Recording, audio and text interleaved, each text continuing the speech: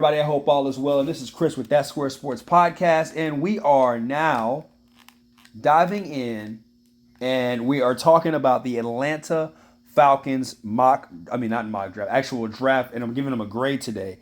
First things first, I gave them a C. This is NFL Network, I'm assuming they're doing that. They gave him a C. We're obviously going to talk about the Michael Penix pick here. I really, obviously, that was the whole part of the first round.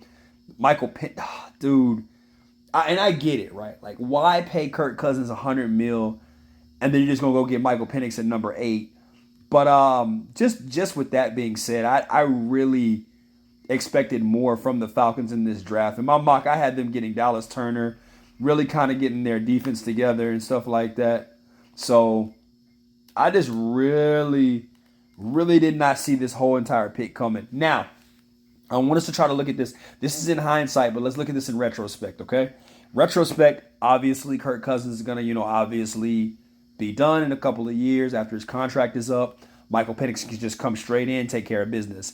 Now, here's my problem with this entire pick, obviously, especially at number 8. I don't understand why you would get a quarterback like Michael Penix, who's left-handed. So, obviously, left-handed quarterback has to change the entire offense. Then on top of that, he also has an injury history on the same knee, 2 injuries. Now, Kirk Cousins also has injury as well. He's coming off of an Achilles, and he's in his 35 plus, right? So now what I'm really saying to myself is you've got two injury-prone quarterbacks on your roster for Atlanta with a high-powered offense. I don't understand it, but we'll have to look at it and see how this plays out. All right, obviously enough of that pick. Next pick is defensive line, edge rusher, Rook Ororo, and this one I actually liked. So I think that what they did was they made up for obviously not getting Dallas Turner at 8 or Jared Verse or Latu, any of those guys, or Chop Robinson, any of them, those defensive edge rushers. They went and got Rook Ororo, which I at first was not a huge fan of. I do think that he was a third round talent. That's just me, respectfully. But just seeing it for what it is now, I'm not too mad at it because they do need an edge rusher. But is he gonna be a household name? Is he gonna be one of those guys that's gonna just break out? I don't see it.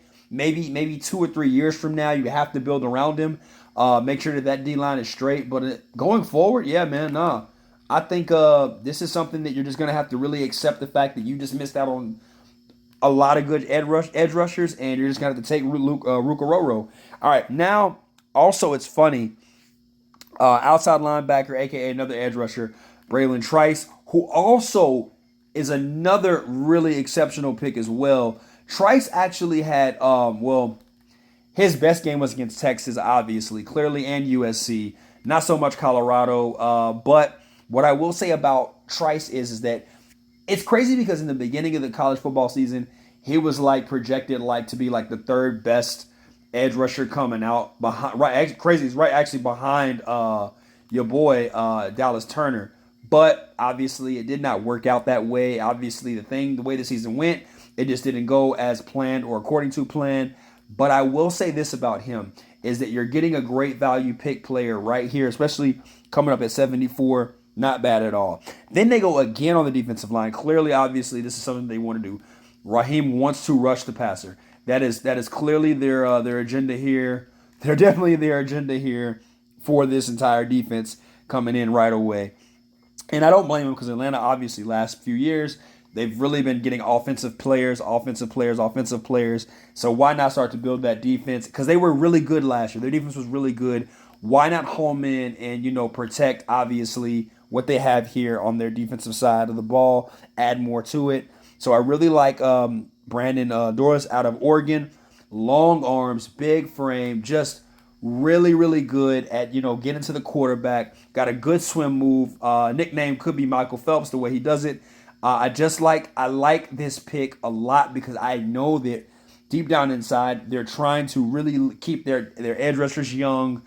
And then on top of that, too, they're just really trying to build up off of that defense. And I know they're making up for, obviously, the pick, too, with Dallas Turner in the first round. But J.D. Burnett out of Notre Dame. I like the other guy out of Notre Dame that the Cowboys picked up. I liked him better at linebacker. But I will say this about him. The way that they're going to be utilizing him in this defense, I don't know if they're going to run a 3-4 or 4-3. I'm not sure. 46, whatever they want to run. A lot of dime packages. Well, not dime packages because they got a lot of edge rushers. So, well, they could do that. They could do that. I could see that. But I didn't really like this pick a lot. I wasn't in love with it. I think that he probably could have fell a little bit later. But they do need linebacker, obviously, just for depth. It's a long 18 games. Okay. Then McLean out of Alabama. Okay, decent. Obviously, I think their running back room is already filled with, of course, your boy Algier and, of course, Bijan Robinson. So I like both of them, too, as well. So this is not a bad pick. Casey Washington, more of a gadget guy. I like him, more of a gadget player. I think that they could have got like someone like an Anaya Smith. The way the draft was falling, to Braden Rice. The way the draft was falling, especially too there. Oh, then they could have snagged your boy Josh Cephas, Drake Stoops, something like that. There's another receiver they could have got out of, I can't think of it, Tulane. I think it's Jaquan Jackson, something like that. They could have got him, but Casey Washington's okay.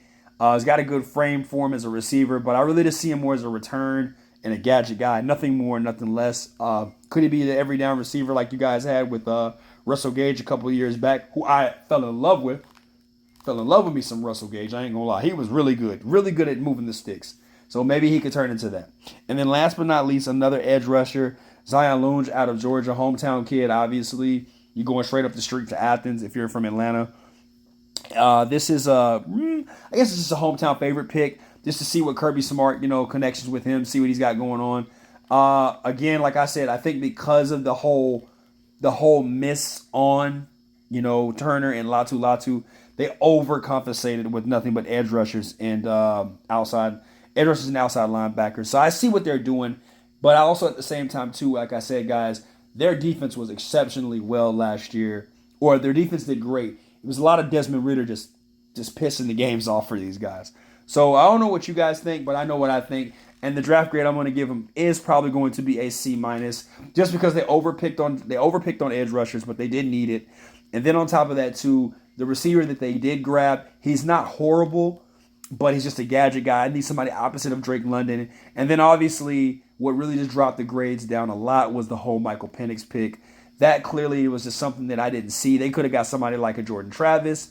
They could have got somebody like a Michael Pratt. Something like that where, obviously right away, you didn't have to kind of go out and just get, obviously a Michael Penix. Something like that. And two, on top of that, they could have traded and got way more picks, way more capital. That's just me. But you guys let me know what you think in the comments, what Raheem is trying to do, and what Arthur Blank is going to have off in the final say for the Falcons. Peace.